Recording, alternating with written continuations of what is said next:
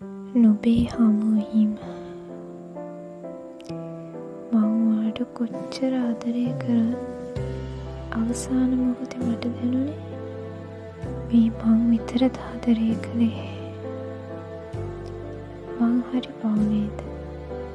වසර ගණනාවක ආදරයක අවසන් සමුගැනීම තුළ මේ සිතුවිල්ල තුළ මම විඳවපු තරම වචන කරන්න බෑ.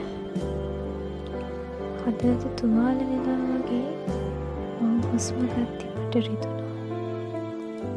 හැබැයි අවසාන තප්පරෙත් මං ඇහුවා ඔයා මට ආදරය කළාද? කාටවත් මුණ දෙන්න බැරි ඔයා නියඬුණා. වංචාව අතටම අහුවෙද්දී රංගපෑම් දිගටම කරන්න බැරි වෙනකොට ඔයාට තරහා ගියා. මගේ ඇස් දිහා බලන් කතා කරන්න බැරි වුණා. ඉතින් මට මාව හිමි වුණා.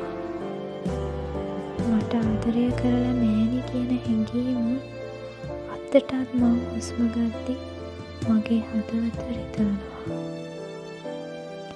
මන් දන්නේ මෙච්චර